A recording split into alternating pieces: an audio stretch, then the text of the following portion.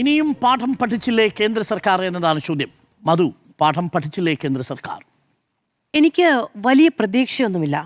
അതായത് മറ്റുള്ളവരൊക്കെ പാഠം പഠിക്കും അല്ലെങ്കിൽ ഞങ്ങൾ പഠിപ്പിച്ചു കളയും എന്ന നിലപാടാണ് കേന്ദ്ര സർക്കാരിൻ്റെ ഭാഗത്തുനിന്ന് ഉണ്ടാകുന്നത്. ഇപ്പം നമുക്ക് ധർമ്മേന്ദ്ര പ്രധാൻ രാജിവെക്കും നാളെ ഒരു പക്ഷേ എന്ന് വാർത്തകൾ ഉണ്ടായിരുന്നപ്പോൾ ഞാൻ അന്നതിൽ എനിക്കത്ര വിശ്വാസമില്ല എന്നതാണ് പറഞ്ഞത്. കാരണം നമ്മൾ ഈ 10-12 വർഷമായി കാണുന്നൊരു കാര്യമാണല്ലോ. ശരിയാണ്, ധർമ്മേന്ദ്ര പ്രധാൻ രാജിവെച്ചു.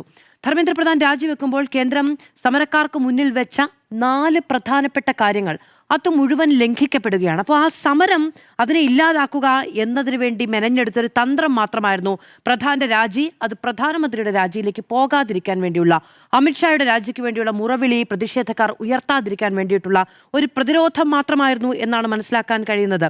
ഇവിടെ ജനാധിപത്യം എന്നൊന്നുണ്ട് എന്നതാണല്ലോ നമ്മുടെയൊക്കെ വിശ്വാസം എന്ന് പറയുന്നത്. ഈ പാർലമെന്റിൽ കാണുന്നതിനെയാണോ നമ്മൾ ജനാധിപത്യം എന്ന് വിളിക്കേണ്ടത്? ഏകപക്ഷീയമായി സഭ മുന്നോട്ട് പോകുന്ന ദൃശ്യങ്ങളല്ലേ നമ്മൾ ഈ കണ്ടുകൊണ്ടിരിക്കുന്നത്. തുടർച്ചയായി ദില്ലി പോലീസ് അതിക്രമവുമായി ബന്ധപ്പെട്ട കാര്യങ്ങൾ ചർച്ച ചെയ്യണമെന്ന് ആവശ്യപ്പെട്ടു പ്രതിപക്ഷം. ഒരു വേദി പോലും കിട്ടിയില്ല, ഒരു വാക്ക് പോലും ഉന്നയിക്കാൻ കഴിഞ്ഞിട്ടില്ല.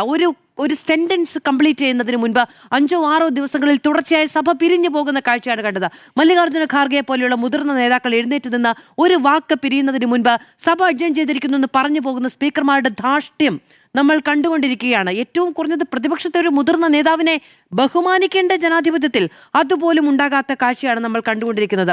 പ്രതിപക്ഷത്തിന് സംസാരിക്കാൻ കഴിയാത്ത സാഹചര്യം.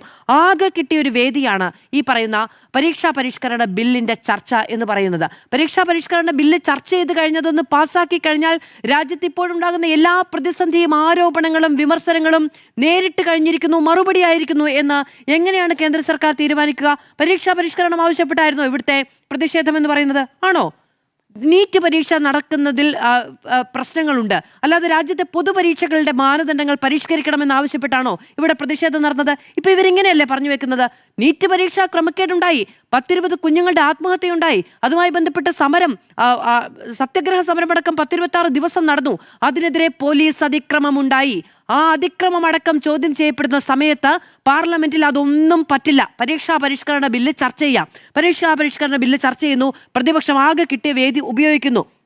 അത് രാഹുൽ ഗാന്ധി അടക്കം ഉള്ളവർ ഉന്നയിക്കുന്നു. രാഹുൽ ഗാന്ധി ഇന്ന് പ്രസംഗം പൂർത്തീകരിക്കാൻ സമ്മതിച്ചോ? ഇല്ല.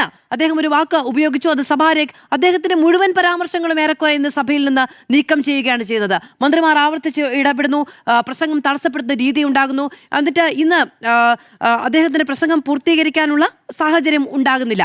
അതിനെ ചെറുക്കാൻ വേണ്ടി കിരൺ റിജിജുവും ജിതേന്ദ്ര സിംഗും ഒക്കെയാണ് പാർലമെന്റിൽ അങ്ങ് പറഞ്ഞ 3ാം തലമുറ നേതാക്കളായി ഭരണപക്ഷത്തിന്റെ പ്രതിരോധമായി ഉയർന്നു നിൽക്കുന്നത്. പ്രതിരോധ മന്ത്രിയും അതിൽ ഒരു തവണ സംസാരിക്കുന്നതും നമ്മൾ കണ്ടു. ഇനി രാജിവെക്കുന്നത് വരെ പ്രതിഷേധം എന്നുള്ളതാണ്. അമിത്ഷാ രാജിവെക്കുന്നത് വരെ പ്രതിഷേധം എന്നാണ് രാഹുൽ ഗാന്ധി ഈ പാർലമെന്റിന് ശേഷം വാർത്താ സമ്മേളനം നടത്തിയപ്പോൾ സംസാരിച്ചത്. അങ്ങനെയൊന്നും ഉണ്ടാകുമോ? അങ്ങനെ ഒന്ന് എന്ന് പറയുന്നത് ഏറ്റവും നടക്കാത്ത സ്വപ്നം എന്ന് വേണമെങ്കിൽ പ്രതിപക്ഷത്തിന് പറയാൻ കഴിയുന്ന ഒന്നല്ലേ.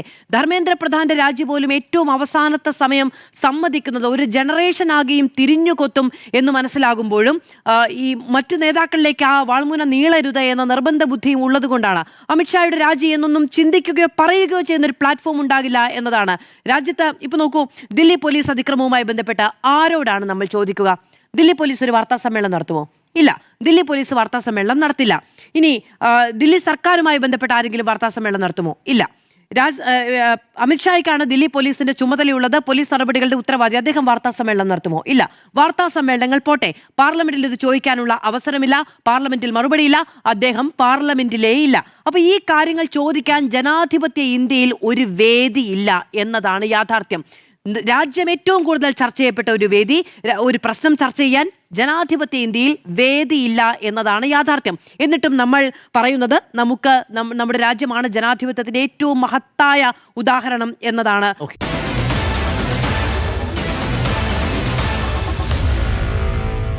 Meet the editors.